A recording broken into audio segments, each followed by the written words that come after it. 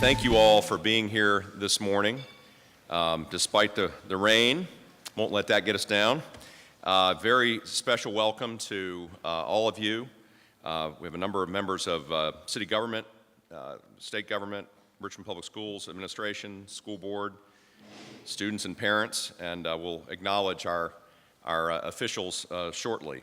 My name is Charlie Agee. I'm Director of Corporate Contributions and Community Relations with Altria, and I'm going to be the MC today, as I typically do for these events. It's, as I always say, it's one of the best days of work all year long, so glad you are all here to share it with us. We're very thrilled to be back here in the Hippodrome Theater. Many of you know the history of this building. It's 100 years old, I think, now, after last year. It's past the century mark, so it's looking pretty good for 100 years old. It's been renovated, obviously, recently.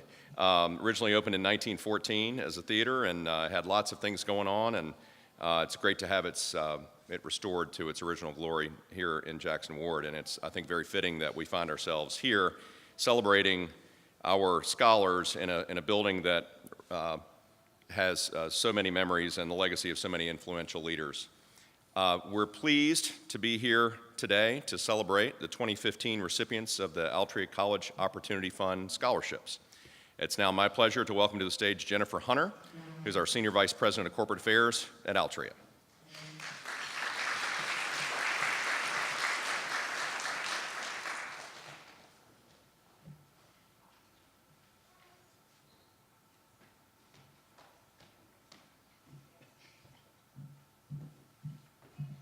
So Charlie said good morning. It's now noon. I can say good afternoon.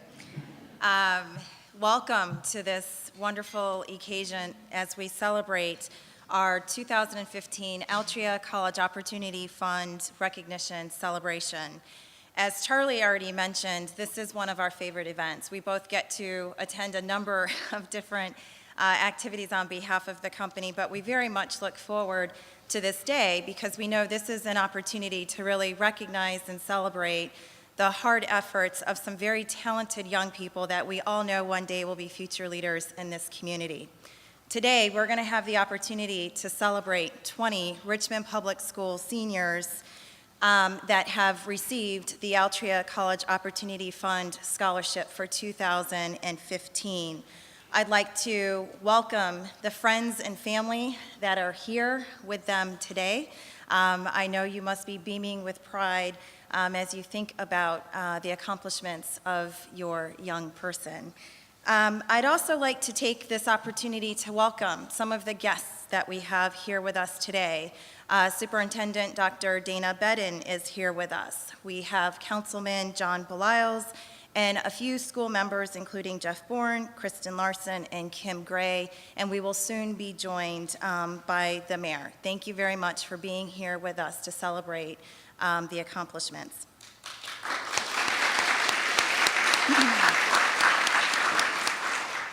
I'd also like to take a moment to thank our ACOF partners.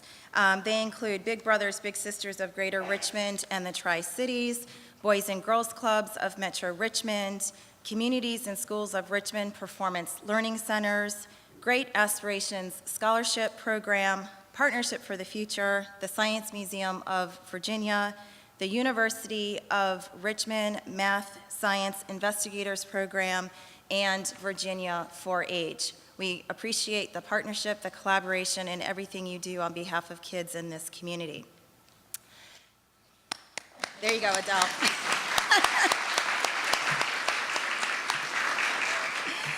As I stand here and look out and see the faces of our 20 scholarship recipients, I know you're probably feeling many emotions at this time as your high school experience is coming to an end.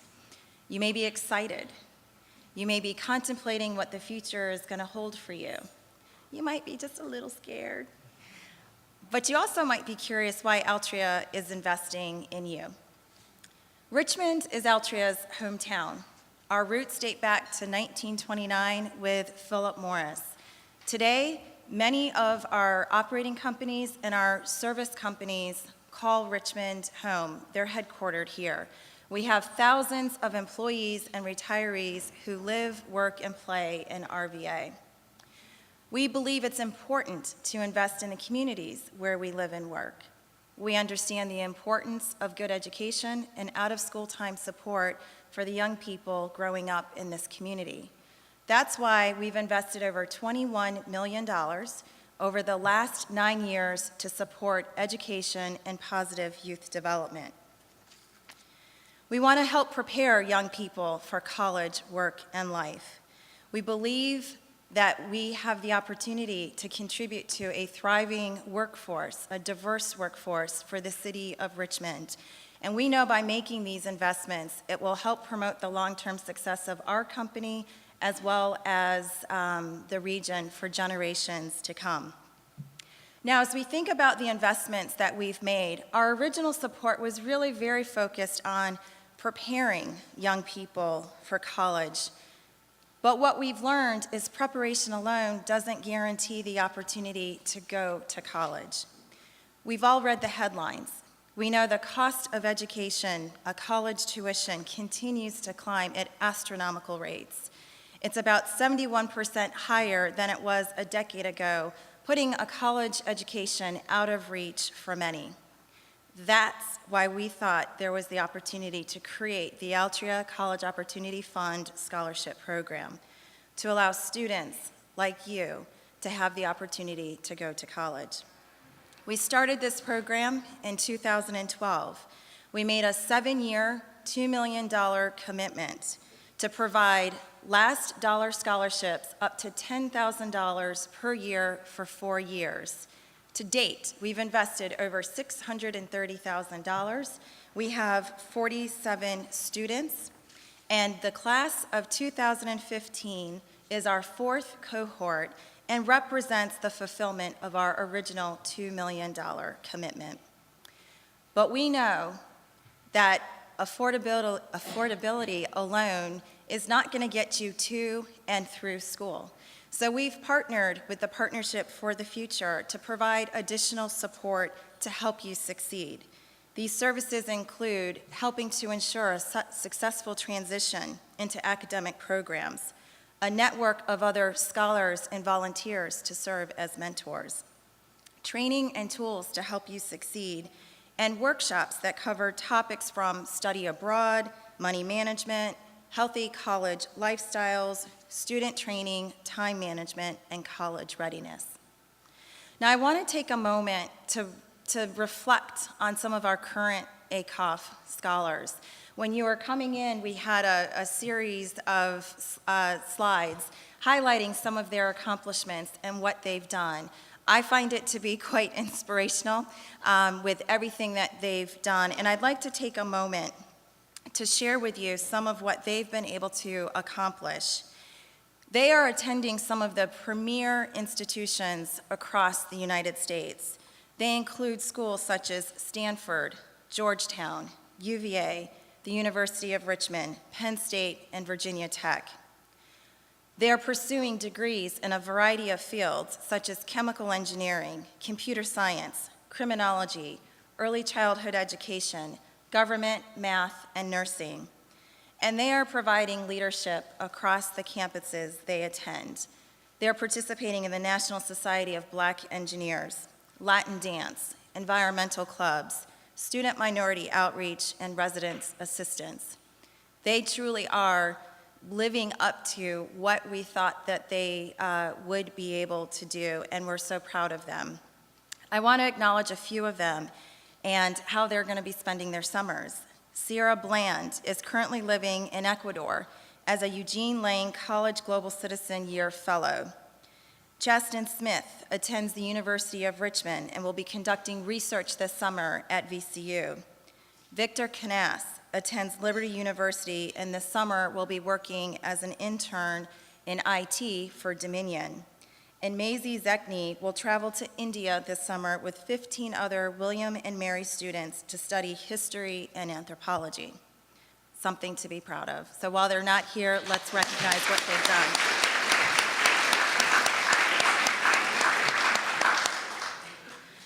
Now, what's neat about our 47 scholars is that we have 20 young people today that we've begun to see the same types of behaviors and skills and academic performance demonstrated, which is what brings you here with us today. You and your peers represent the best and the brightest students from all 9 Richmond City high schools. I say that because this is the first year where all 9 schools will have students receiving the scholarship. So that is something we should all be very proud of.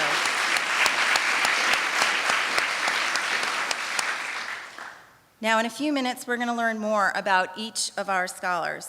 But as we look at the 2015 class as a whole, there's a whole lot to be proud of. The 20 of you have earned an average GPA of 3.83. Among your class, there are published poets, award-winning artists and student journalists, National Honor Society members, honor and scholar roll achievers, student leaders, and members of groups like the Future Business Leaders of America, Girl Scouts, Young Adult Police Commission, and Model United Nations.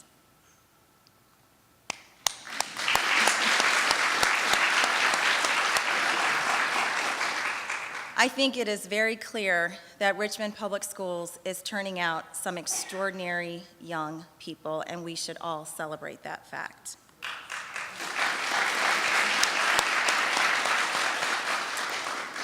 But we know that there are more students like you that are wanting to have the opportunity to realize their dream of a college education.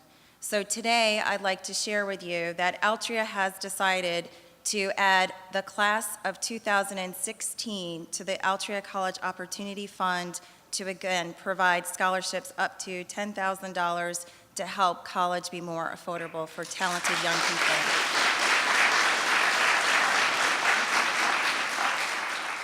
And I know that when the class of 2016 is sitting in this very room next year, they will be inspired by the 20 of you and what you have been able to accomplish.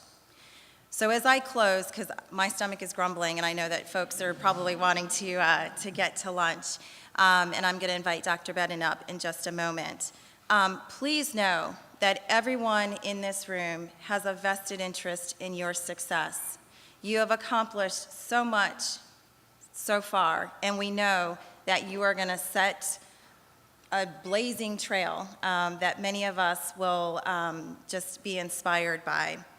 So I wish you nothing but success. On behalf of my colleagues at Altria, congratulations, and I look forward to hearing more of your individual stories as the program progresses. Thank you so very much. Dr. Bedden, please join me.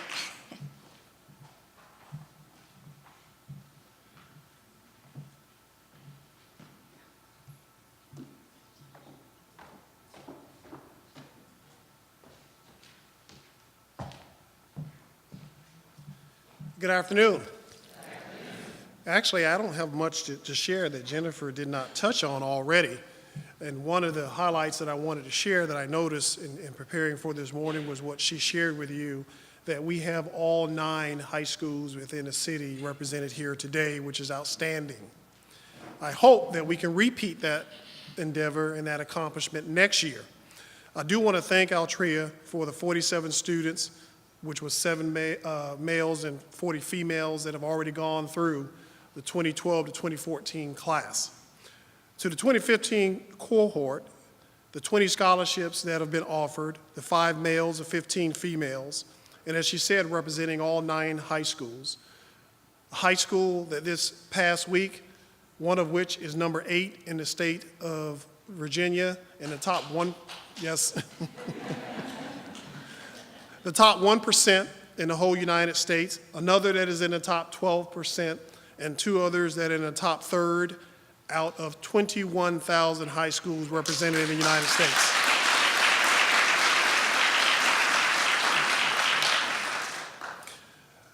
The seed is implanted. We continue to grow and head in the right direction.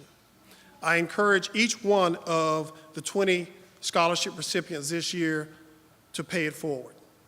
Your challenge in paying it forward is to make sure that you go back before the end of the school year and encourage someone who has the potential to do what you have done. Give them those words of encouragement. Give them that voice of you can do it. Make yourself that little choo-choo train that says you can because I did.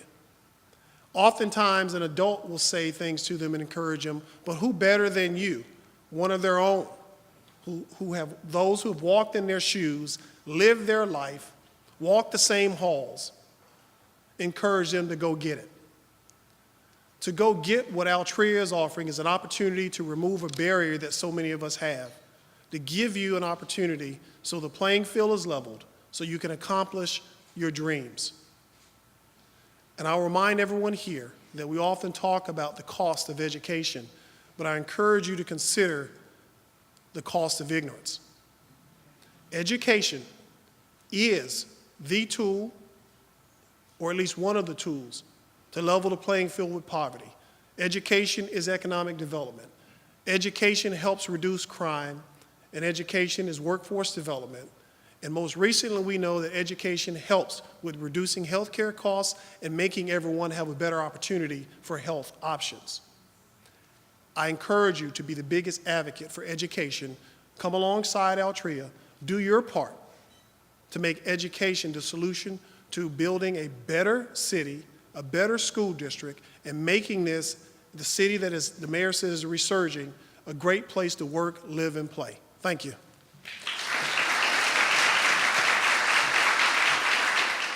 Well, good afternoon, everyone. Such a lively crowd. Good afternoon, everyone. I'm happy to be here today and to take a moment to congratulate all of the 2015 scholarship recipients. This must be the president calling me. On their having received this award today, and take the opportunity to thank Altria, the Opportunity Fund Scholarships Program that has helped so many of our high school students over the last couple of years. It's an opportunity for us to say to Jennifer and Charlie and to all of the folks from Altria how much we appreciate your corporate citizenship and how much you add to our community in so many ways. Today is just one of the ways, but cultural assets, city arts, beautification projects, and educational projects, Altria is always there. So let's give Altria a big round of applause.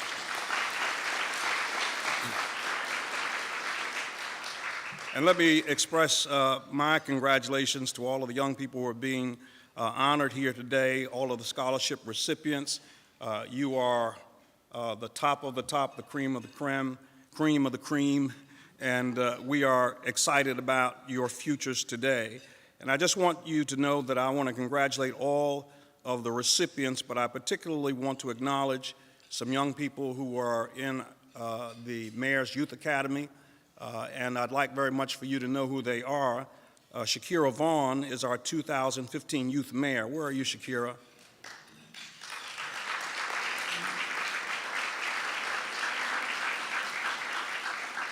You'll notice that she waves like a mayor. Douglas Smith, the 2015 president of the Future Leaders Program of MYA. Where are you, Douglas?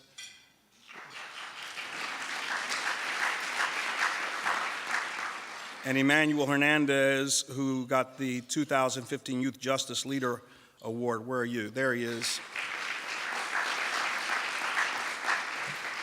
And so these are wonderful young people, and we congratulate you again, and it's a delight to be here. It's always a pleasure to welcome President Howard from Hampton, Sydney, to our city. I'm so sorry that I will not be able to hear your wonderful speech, but I know that it's going to be great and inspiring.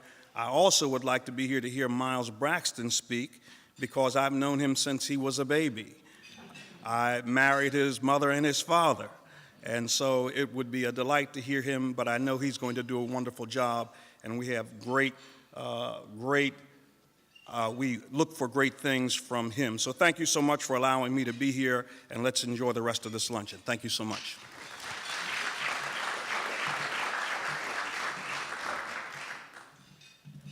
Thank you, Mayor Jones. Appreciate your being here. So now it's with great pride that I introduce our next speaker. Very special moment for me. 1 year ago, Miles Braxton, a former IB student at Thomas Jefferson High School, sat right where our scholars are sitting today and received the very same scholarship that you will. According to Miles, the scholarship allowed him to pursue his academic dreams without putting a financial burden on his family. Receiving the scholarship also meant that he could attend the University of Virginia, wahoo wah, where he is now pursuing a degree in electrical engineering as a Rodman Scholar in the Technology Leaders Program, which is no small feat, I have to tell you. At UVA, Miles is involved in the undergraduate photovoltaic cell research, the Black Student Alliance, National Society of Black Engineers, First Year Council, Resident Advisor Program, and 1 in 4, a group that gives speeches on bystander intervention to prevent sexual assault. Miles enjoyed an exciting first year and is here today to share with all of us a little of that experience and hopefully some of the secrets to his success. So, ladies and gentlemen, Miles Braxton. Hello, scholars, parents, faculty, and guests. First, I want to congratulate the scholars in the class of 2015. Let's give them a round of applause. Yeah. For an outstanding and unparalleled 4 years of high school. The parents for the shoulder to lean on, and the faculty of Richmond Public Schools for making all of this possible. I'm here today to give you guys a little motivation so you work even harder than you have in the next chapter of your life. So I remember in 8th grade, I set a goal. I wanted to get into the high-ranking schools and get so many big acceptance packages that the mail lady would have to put them at the front door because she wouldn't be able to fit them in the mailbox. It didn't end up working like that. She put them on top of the mailbox. But that was my goal. So in the acronym for success, the first S stands for setting a lasting goal. My goal got me into a good college, but once I was there, I was like, now what? I finished my goal. I'm the man. I got here. So after my first semester, I set a career goal and a long-term academic goal, which I recommend doing before you get to college. The U in success stands for understanding how to accomplish your goal. This is hard because you don't really know what to expect going into college because you're just graduating high school. My first semester, I made so many mistakes that when I didn't make a mistake, I thought it was a mistake because I was used to making mistakes. I socialized a bit too much, slept a bit too much in class too, procrastinated a bit too much, and joined too many organizations. I did these things not knowing what it would take to accomplish my goal. Set out a plan of how you're going to accomplish your goal before you start school in August.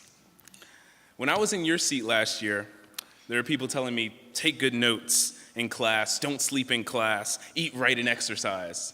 And I was like, psh, I'm Miles Q. Braxton. The Miles Q. Braxton. I got this. College is gonna be a breeze. I was wrong. And I quickly lost my arrogance.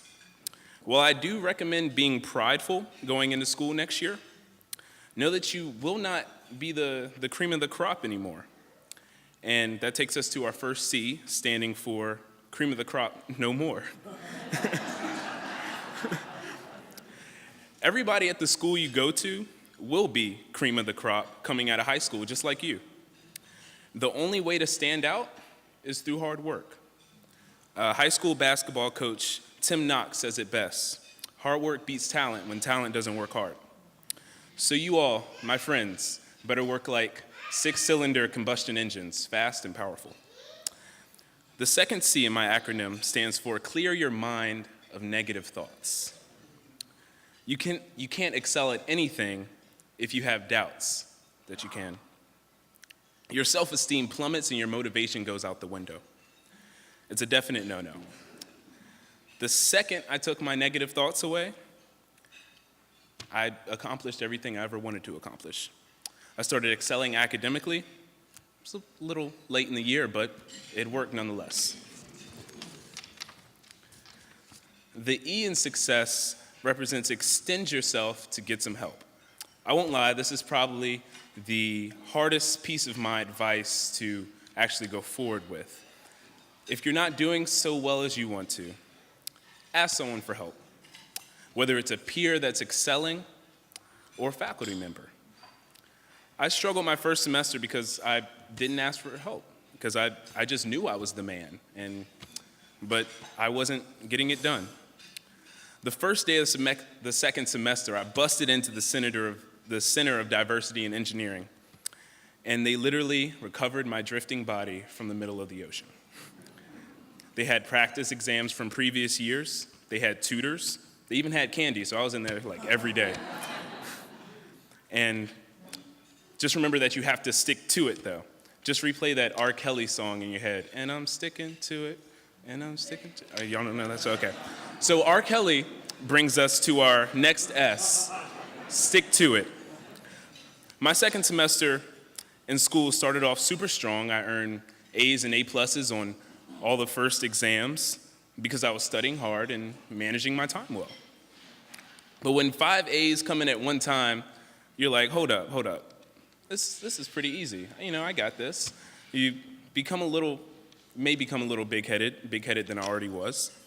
And so I said, okay, this semester will be a breeze. I was wrong again. I did well because I studied hard, sought out help, and ate right, and slept well. I assumed to receive the same A's without putting in the work that it took for me to get there. I didn't stick to it. Make it a habit to study, eat well, exercise, sleep well, and always seek help, even when you really don't need it, just to reassure that you have things right. Okay, so we made it to the home stretch. The last S stands for stay cool. If all of the above fail, you want people to say, hey, you know that Miles guy? He's pretty cool. You should meet him. He's got a great personality despite having a pretty tough curriculum. He's always got a smile on his face. That's how you make connections. And getting a job is 40% academics and 60% networking. So it's important not to look stressed and smile every chance you get. So remember, scholars, success. Set a lasting goal. Understand how to accomplish your goal. You're no longer the cream of the crop, so work your tail off so you can be. Clear your mind of negative thoughts. Extend yourself to get some help. Stick to it and stay cool. I promise that if you do 4 out of the 7, I'm giving you a little leeway, 4 out of the 7, you will have an awesome first year. Good luck to you, and I pray that you're able to do well next year at your respective universities. Thank you.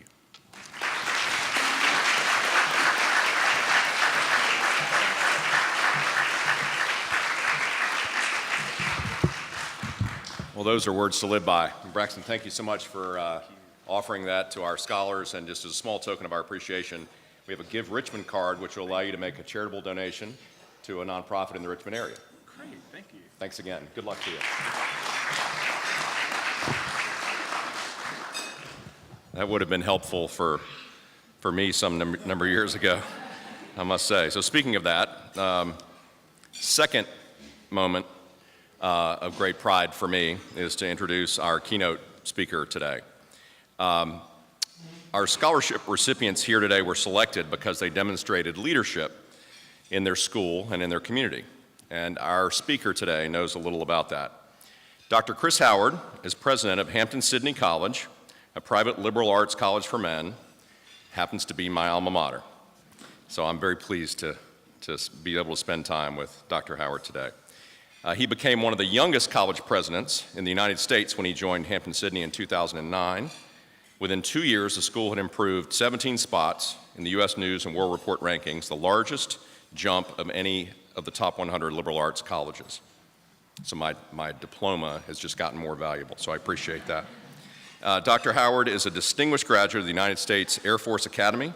He earned a doctorate in politics from Oxford University while on a Rhodes Scholarship, received an MBA with distinction from the Harvard Business School, and has honorary doctorate of humane letters from Centre College. He served as lieutenant colonel in the Air Force Reserve and earned a Bronze Star for his military service in Afghanistan. He also served as the U.S. Reserve Air Attaché to Liberia. While on active duty, Dr. Howard served as an intelligence operations and plans officer with the Elite Joint Special Operations Command. He's co-founder and trustee of the Impact Young Lives Foundation, a not-for-profit organization that brings South African students to the U.S. for summer educational programs and cultural tours. He is a member of the NCAA Division III President's Council, the Baylor University Board of Regents, and is also one of the few college leaders to be invited to join the prestigious Young Presidents Organization. President Obama appointed Dr. Howard to the National Security Education Board in 2011. He's also a member of the Council on Foreign Relations, a Henry Crown Fellow at the Aspen Institute, and on the board of directors of the American Council on Education. We're very pleased to have him here today, ladies and gentlemen, Dr. Chris Howard. First off, don't ever put me after Miles again. Miles, come up here real quick, man. Come up. How dare you upstage me before I've even spoken? By the way, why did the mayor stay for your talk and left for mine? He must have known something. He must have known something. Ladies and gentlemen, this guy has it. I tell you, in so many different ways. He's thoughtful, he's humble, and I like his socks. Show him your socks, man. Yeah, look at that, huh? Yeah, look at that, huh? I told him I liked him when I saw him. He just went to the wrong university. We accept transfer students in Hampton-Sydney. But anyway, thank you very much, Miles. I really appreciate it. Charlie, thank you very much for the introduction. You may keep your diploma. Ladies and gentlemen, I'm happy to be here. I'm delighted to be a part of this forum. There's so many honored guests. You're doing a great job, Mr. Superintendent. You're doing a great job at Altria. And you're doing so much to serve this community. And we kind of call ourselves Richmond West down in Hampton-Sydney, so I feel right at home here. It's getting a little late in the day, so I'm going to start my talk. I promise you I will be brief, I'll be bright, and I'll be gone.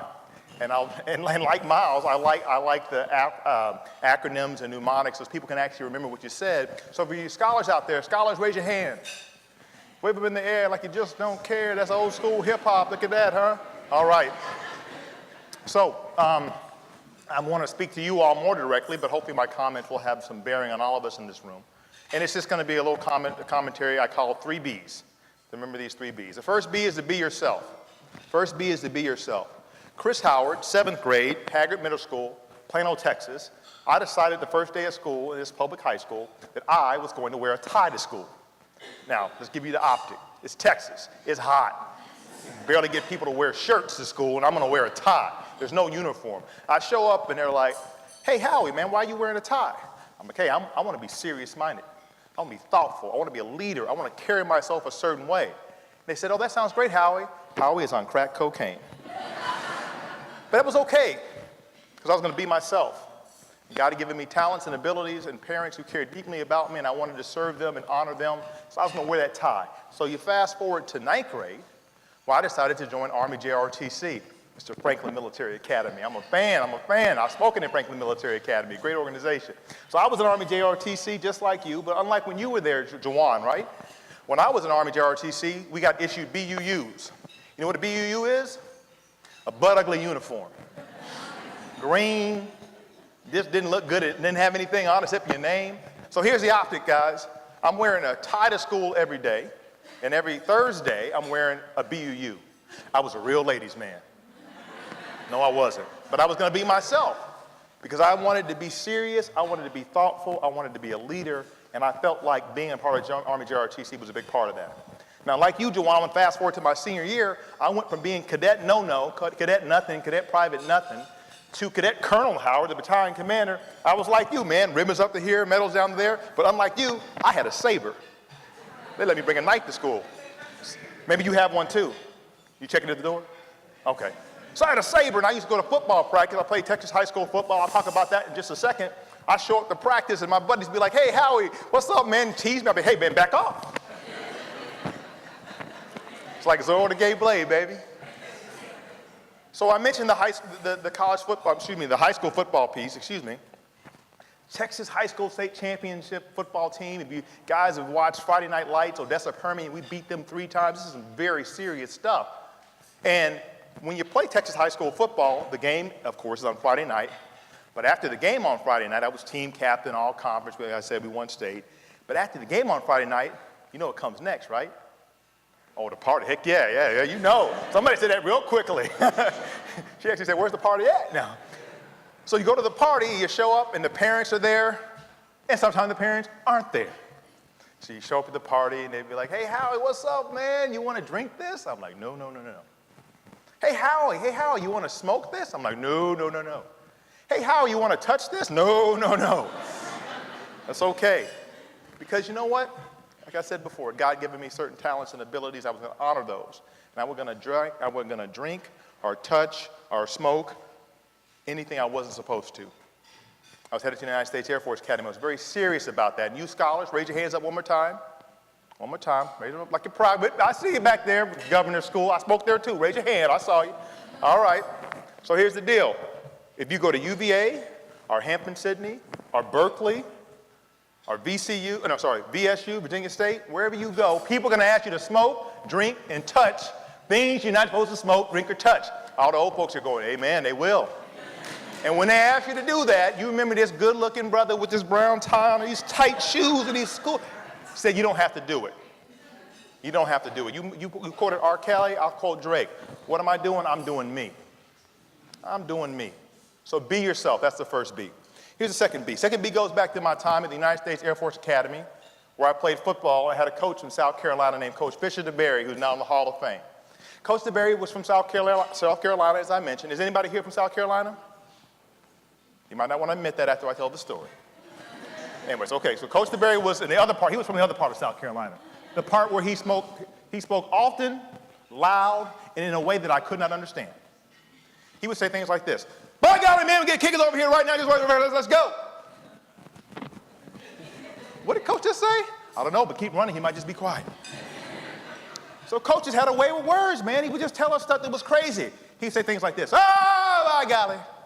When you leave this place today, and you go outside, ladies and gentlemen, and you see a turtle on a fence post, he didn't get there by himself. A turtle on a fence post? Coach, it's not biology class, it's a football. But he had a way with words, and he would gather us together. I remember this, my senior year, the fifth practice, the last practice and pass before the year began. He had us together, as coaches often do, and he had us in a horseshoe. You know, and coach is talking, and he hits you down on one knee, and you listen to the coach talk, you know, and he's just going, oh, God, we had to beat the Naval Academy in 3 years. We got to beat them this year. Oh, God. Coach is talking so long, man, you got to switch knees. God dang. Oh, he's just going on more and more. Oh, we got the wide receivers aren't blocking, the running backs aren't running. Oh, you got to switch knees again. Well, 17 knees later, Coach DeBerry said something very interesting that resonated with me. He said, by golly, man, what kind of team we have if everybody were to play just like you? By golly, man, what kind of team we have if everybody were to practice just like you? And by golly, what kind of team would we have if everybody were to carry themselves in the classroom just like my man that's headed to Berkeley next year from the governor's school? What kind of team would we have? It hit me right between the eyes, ladies and gentlemen, because he was asking us to be accountable. To be accountable, right? I thought back to my junior year at the Air Force Academy, taking a philosophy class, a moral philosophy class with Captain Davis. We learned about this guy named Immanuel Kant, who has this thing called the categorical imperative. It's very simple. He asks, how universalizable are your actions?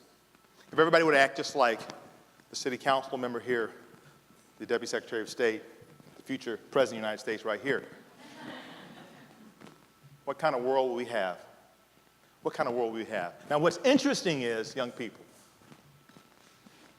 when we think about accountability, we think that, you know, it maybe gets easier as you go along, and I think Miles did a great job poo-pooing that idea. As you get on, you're more responsible, things get harder, not easier. So when you all showed up your freshman year, your respective high schools, Lakeland Military Academy, Richmond Community High School, Huguenot, so forth and so on, the bar was low, let's face it. They're like, you're a freshman. Oh, Hercules, he can walk and talk and chew bubble gum at the same time. It's so good, he's so good. We didn't expect much, did we, Mr. Superintendent? We didn't expect much. But by the time they became seniors and they became scholars, Altria Opportunity Scholars, the bar had changed. The accountability level goes up. And I want you to understand one thing when it comes to accountability, especially when you're a superstar like you are now. There's somebody watching you. It's a little guy or a little gal, and all she wants to, I guarantee when you go to your locker, Miles, and you go in your locker, there's a little kid, he's a freshman, about that tall. Freshman are little these days. And he's looking over the face like, golly, just one day, be like Miles. Rock those funky socks like Miles, rock that bow tie like Miles, get a scholarship like Miles, I'll be okay. But here's the deal, Miles, and everybody else out there, scholars. When you don't think they're looking at you, that's when they're looking at you. That's when they see you, right? Mark Twain said, I can't understand the words you're saying because your actions are too loud, right? So, I mean, as a president, it's crazy because our eyes are on me. That's okay. I got to be accountable. Quick story, I was driving down to Wintergreen, or up to Wintergreen to see a friend of mine, a trustee who has a cottage, a house up there. My wife and kids were out of town. Just took me and my dog, Sammy, drove up there, got out of the car, went to go into the house, and all of a sudden I hear, President Howard. And I said, God? But it wasn't God. But it was somebody who worked in Hampton-Sydney. She was in the business office, and she happened to have a cottage across the street from my friend, John Hillen. And I greeted her. We talked for a few minutes. I wondered how she was affording a second house in Wintergreen on my salary. But nonetheless, that was another story. And I said, good day to her. She said, good day to me, and I went inside. Took my dog with me, took my luggage in with me. I thought to myself, I'm glad I was being accountable when I didn't think anybody was looking. Because it could have been really different, Miles. I could have got out of the car and picked my nose, and kicked the crap out of my dog. Hey, President Howard. Oh, you know? So you got to be accountable. Be accountable and be aware. Here's my last beat. It's getting a little late in the day. It goes back to Captain Howard, January 17, 1995, Laughlin Air Force Base, about 2 hours west of San Antonio, Texas. And I'm flying a T-37 jet trainer, and I'm up there doing my third solo mission. And I'm up in the air by myself. I'm about to go to a military operating area. I make a radio call. Sounds something like this. Tower Target 3-1, Area 3-9, request position to do acrobatic maneuvers, over. Roger 3-9, you're cleared acrobatic maneuvers. Man, I was cooler than the other side of the pillow, baby. Because I had been given permission to do the Cuban 8, which is an awesome maneuver. You want to see it? Oh, come on, that's a rhetorical question. Y'all want to see it? Yeah. All right, here we go. It goes like this.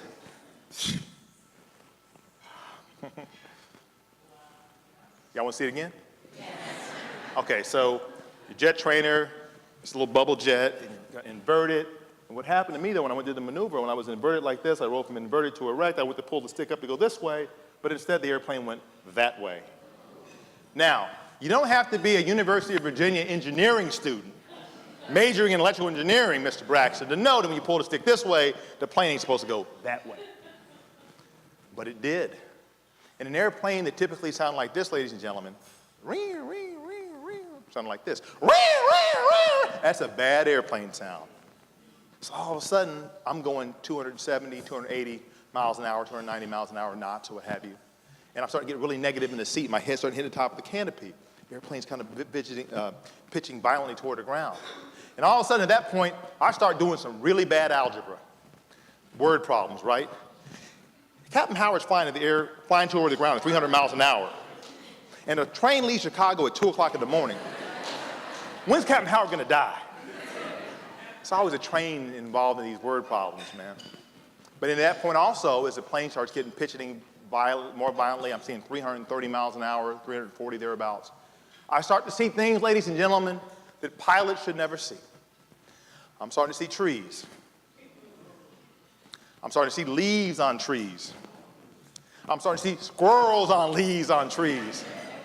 Ladies and gentlemen, I'm starting to see nuts in the hands of squirrels, on leaves, on trees. Then I said to myself, I'm gonna die. Oh, wait a minute, there's an ejection seat on this thing. Reach down, grab the hand grip, squeeze the triggers, come out the airplane. That's an airplane sound right there if you didn't recognize it. That's when the canopy comes off, the blast happens, you get kicked out into the wind, 350 miles of wind blast in your face, like getting hit by an all-American free safety on a Saturday afternoon. So, after that shaking around violently, all of a sudden, whoom! And what had happened, I experienced the opening shock of the canopy deploying. And I looked out about 800 meters, and I saw the airplane come from right to left and hit the ground. It's like a movie, a really scary movie.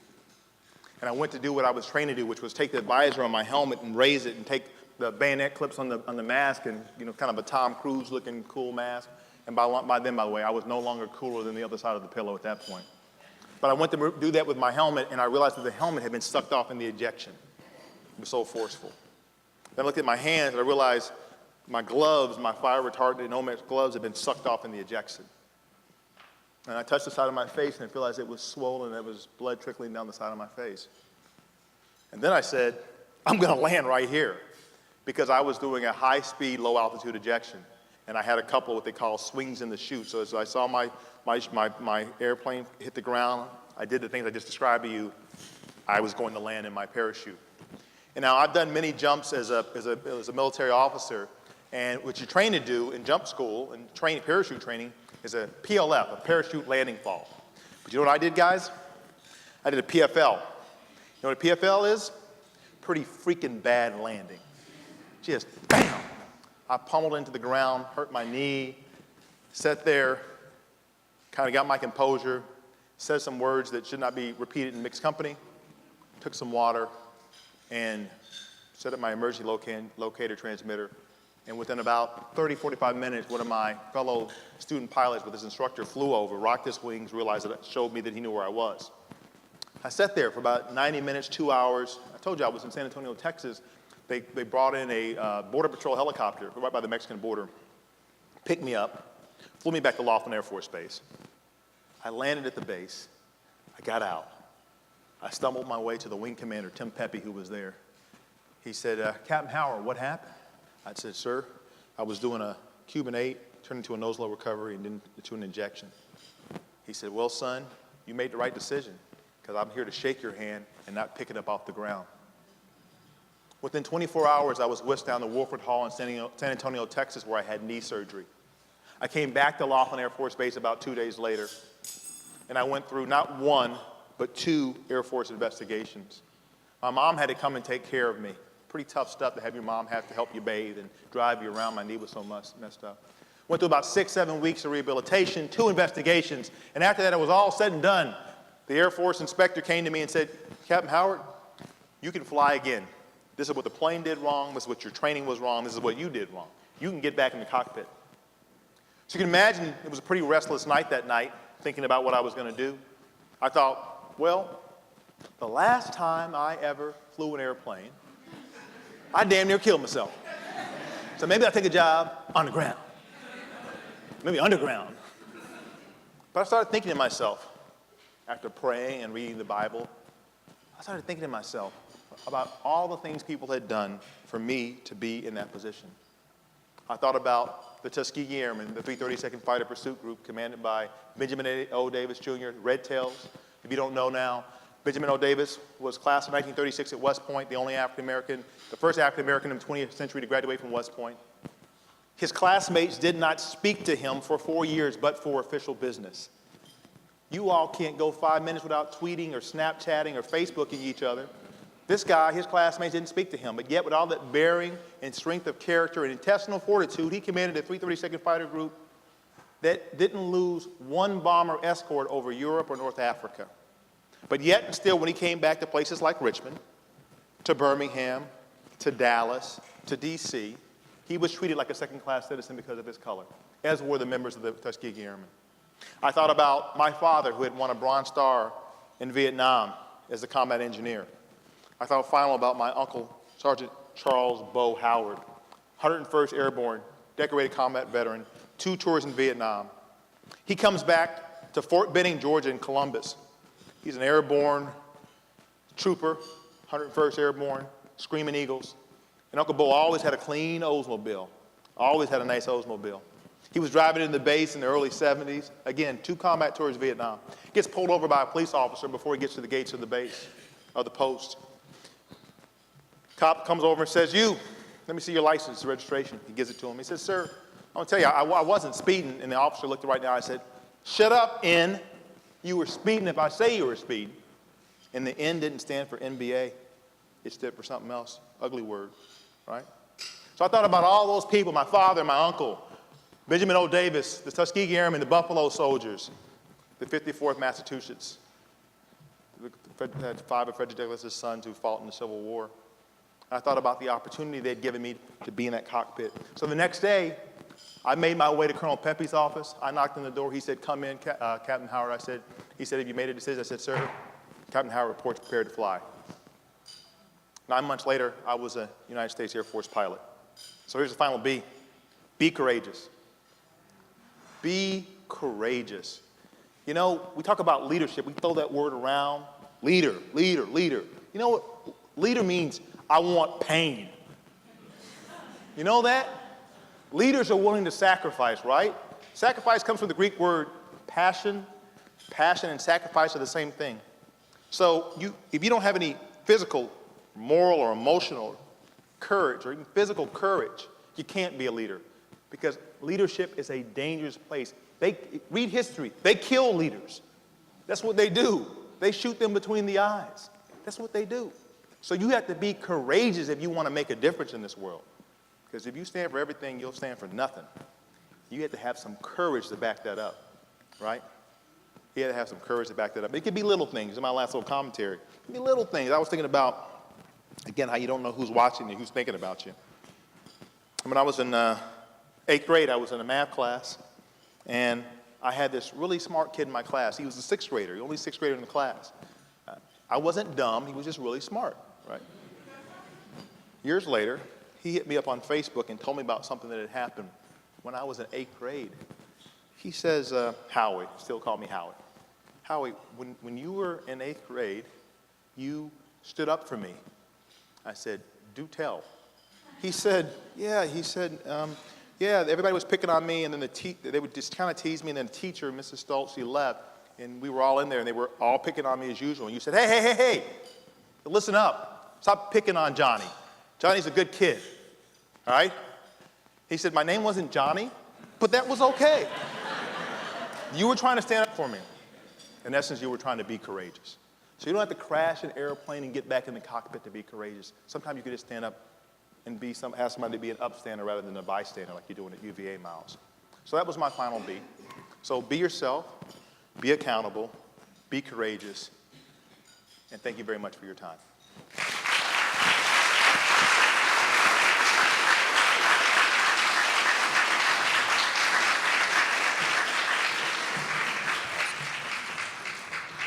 So we have a Give Richmond card for Dr. Howard as well to support a local charity here in Richmond East.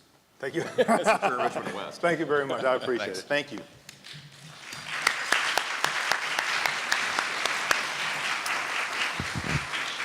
So now the moment we've all waited for. It's time to meet our scholars. I'd like to introduce a colleague from the Altria team, Emmanuel Sutherland, who's going to make the introductions and introduce our 2015 class to you. Emmanuel.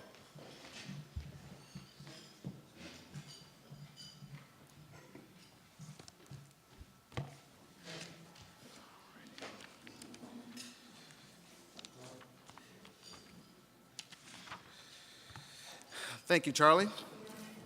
We are a little bit behind, but just bear with us because this is really the most important part of the program where we have the opportunity to recognize these outstanding students. At this time, I'd like to ask Dr. Bedden and Jennifer Hunter to come join me on stage to help congratulate this year's scholars. In just a moment, I'll ask each of you to step forward to receive a certificate of commendation and a small recognition of your achievement. As you know, the big gift of the scholarship will come just a bit later. As I call your name, please come forward using the stairs to the right. After you receive your certificate, we will ask each of you to stand for a picture with Dr. Bedden and Ms. Hunter before returning to your seat. And now, the one we've all been waiting for. I'm so proud and excited to present to you the 2015 class of the Altria College Opportunity Fund. Let's start our lineup of our scholarship winners today with Erica Adams.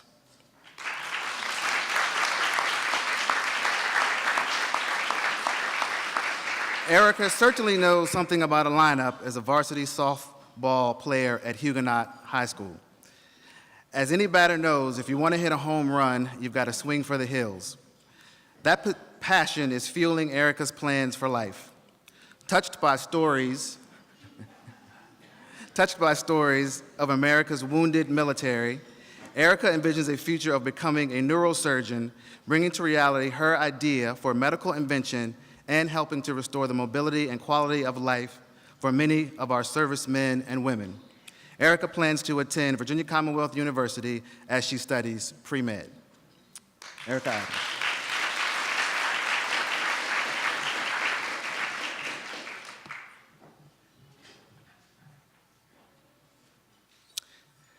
Imani Bell.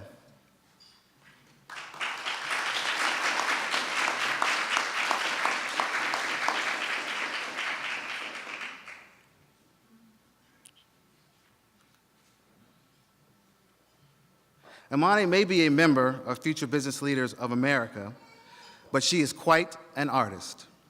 During her years at Richmond Community High School, Imani has been a published poet and earned Best in Show recognition for her artwork in the 2014 Carytown Art Walk. Imani is considering a career as an elementary school teacher and plans to major in interdisciplinary studies at Old Dominion University. No doubt, Imani will be putting her excellent artistic skills to use in the classroom with her young students.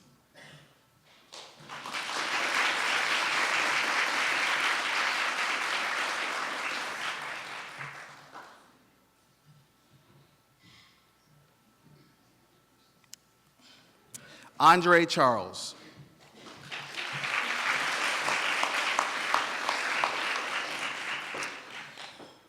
Andre is a senior at Armstrong High School who likes to make things work. Computers, computer systems, computer security. But he is also interested in things working on a much larger scale. Just like his passion with computers, Andre wants to help all the inner workings of a community come together to create an active, healthy, and strong platform for residents. He plans to work on creating youth empowerment programs that promote positive growth as he pursues a career in computer science at the College of William and Mary.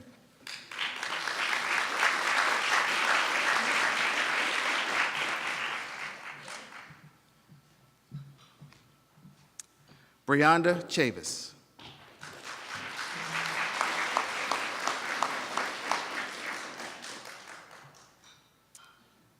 As a graduate from Huguenot High School, Brianda wants to study elementary education at Longwood University. Passionate about the importance of public education, Brianda wants to enter the profession and make a difference. After spending time in the classroom, Brianda hopes to one day be a principal and even possibly take on the job of superintendent. So look out, Dr. Benton.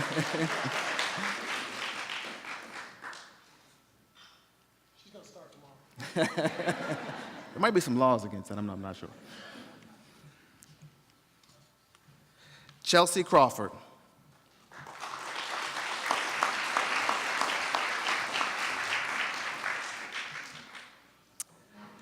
A Richmond Community High School graduate who plans to study sociology at James Madison University.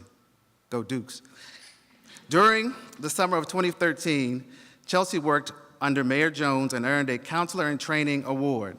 She currently serves as a mentor through an RPS program called Mentoring and Reading Student to Student. She says her work with these second graders has inspired her to seek a greater understanding of different cultures and to help establish greater equity for the next generation.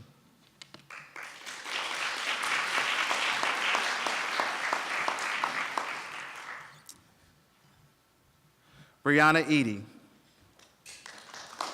Accepting on behalf of Brianna will be her aunt, Catherine Eady.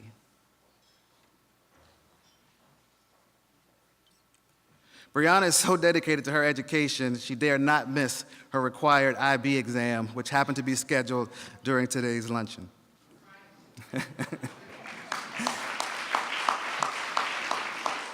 However, as Brianna grew up, she watched her mother struggle with mental illness and the associated consequences of not getting the proper treatment for that illness.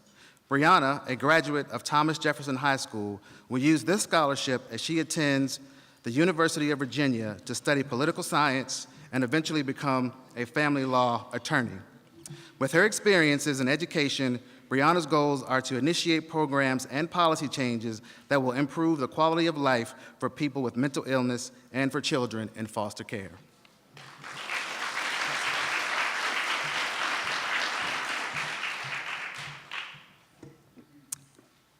Neasia Ellis.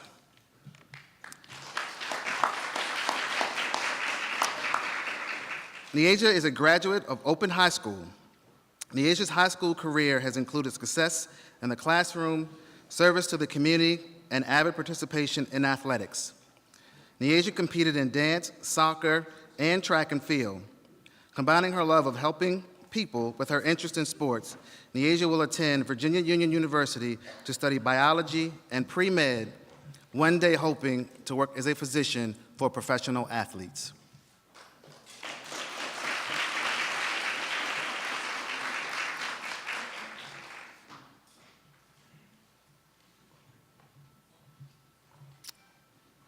Ania Fountain.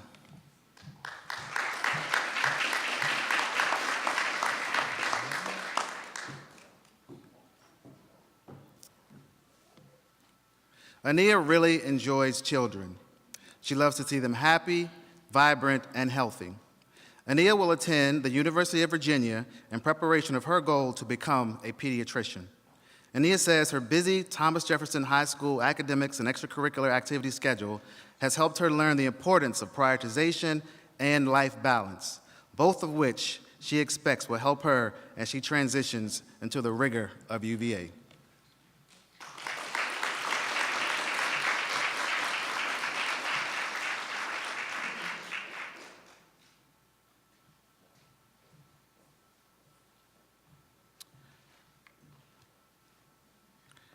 Shiraje Harrison.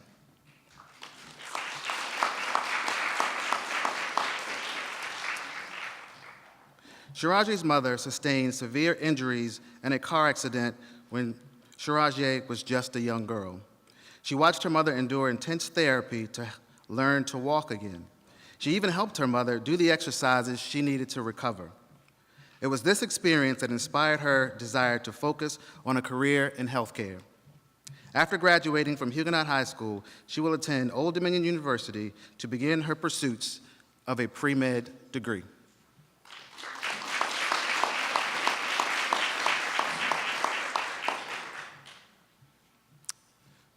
Juwan Hatch.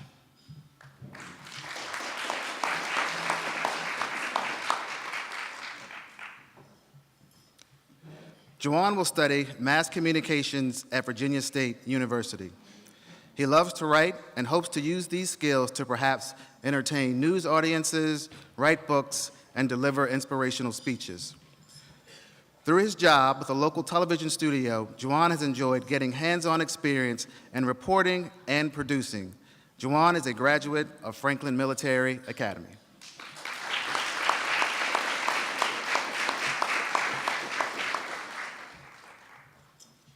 Emmanuel Hernandez.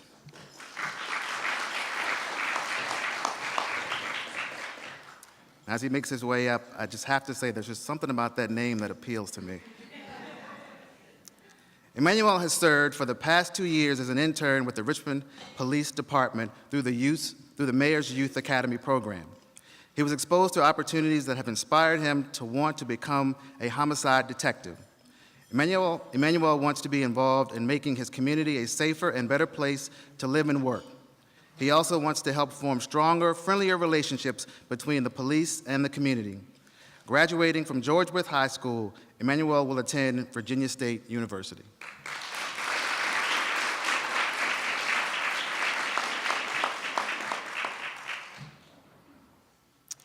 Taylor Kinnear.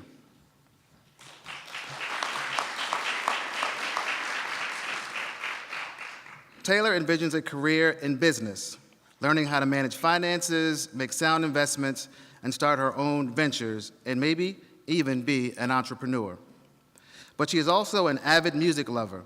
She plans to study business administration at Virginia Tech and eventually use her skills to create a music program for at-risk teens. By learning the ins and outs of the music business, Taylor hopes to inspire teens to dream big. Taylor is a graduate of Thomas Jefferson High School.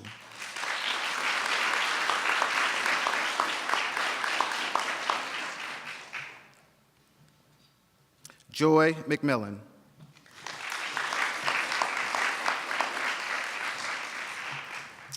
Joy will graduate also from Thomas Jefferson High School and pursue studio art at Virginia Commonwealth University.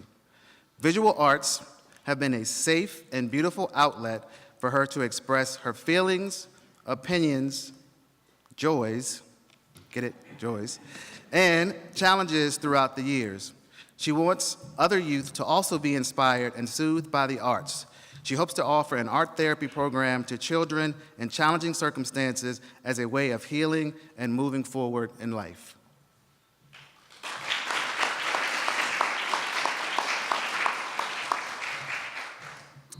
Randacia Nickens.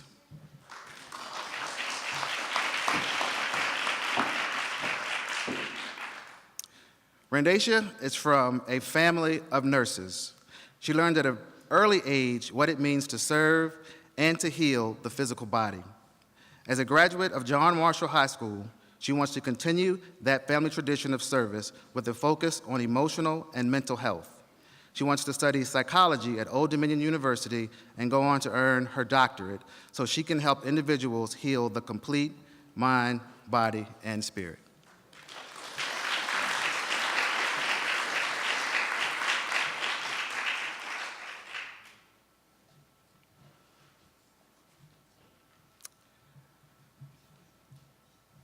Douglas Smith III.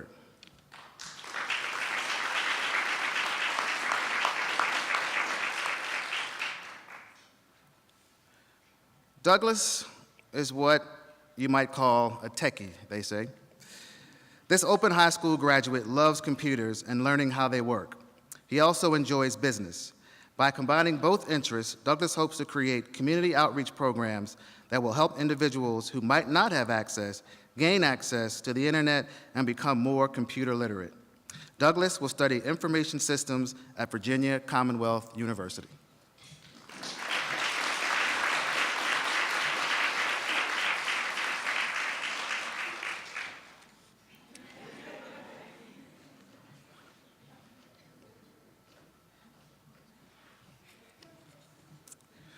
Michelle Tucker.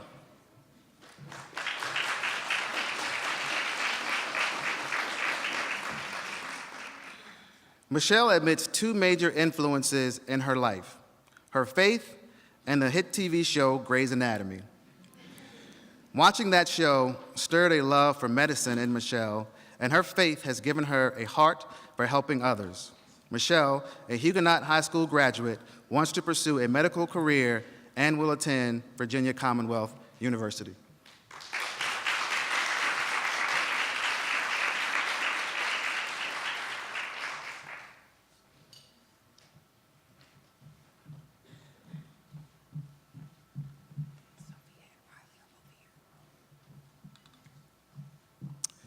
Shakira Vaughn.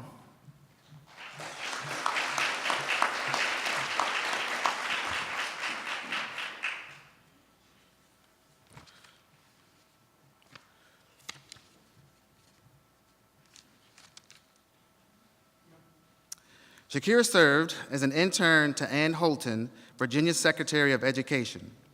The former First Lady of Virginia taught Shakira that there is more to a career than just earning a paycheck. Shakira says a career also provides the means and experience to give back. She plans to do just that. She's an open high school graduate and will study government at Georgetown University. Her plans include creating community outreach programs for youth.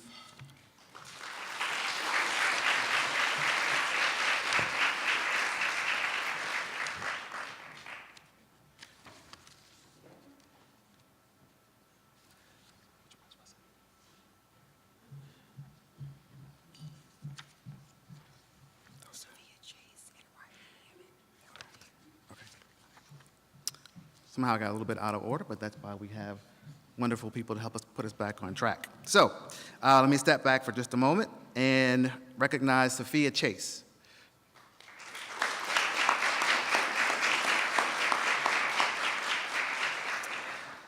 Math has never come easy for Sophia, but she persevered and has even turned her struggles with math into a mission. For the past 2 years, Sophia, a student at Open High School, has been a volunteer tutor at St. Andrew's Episcopal School. Sophia says that working with these students has been the most rewarding experience of her young life. She plans to attend James Madison University this fall and pursue an education degree, one day having the chance to inspire and mentor classrooms of students.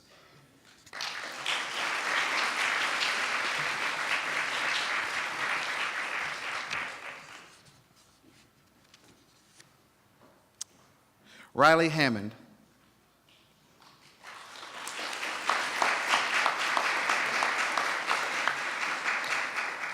Riley is a Maggie L. Walker Governor School graduate. For her, living in Richmond has been like living an artist's dream. The architecture of the city, the murals painted on buildings, browsing through the Virginia Museum of Fine Arts on a hot summer day. The Richmond art scene has sparked a passion for the arts in Riley that she wants to share. Riley will study art history at Virginia Commonwealth University and plans to create an after-school program where students can experience all forms of art.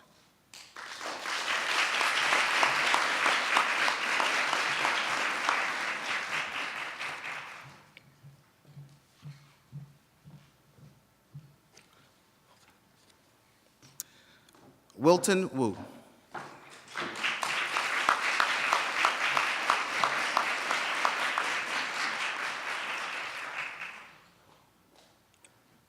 Wilton has an obsession with the game of Monopoly. He always insisted, however, on being the banker. He even tried to create formulas to calculate the right moves to make. He always wanted to win, so it should be no secret that this Maggie L. Walker Governor School's graduate has a passion for strategy. He used that passion and personally took the initiative to take online courses after school through Harvard and Stanford. The takeaway here, don't play Monopoly with this guy. Wilton will study electrical engineering and computer science at the University of California, Berkeley. Thank you, Jennifer. Dr. Hunter. Ladies and gentlemen, please join me in giving a rousing round of applause for the 2015 recipients of the Altria College Opportunity Fund.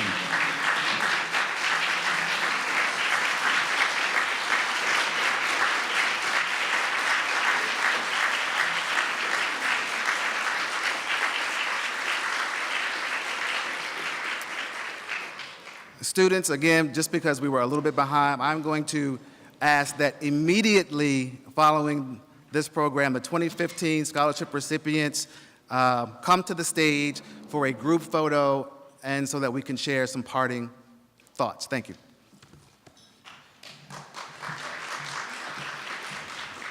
Thank you, Emmanuel, and congrats to all of the scholarship recipients and, just as importantly, their families and their support structure. We can't wait to see what you're going to be able to do over the next 4 years at the impressive colleges that you're attending. We're just very excited for you and thrilled, and just can't wait to hear back from you.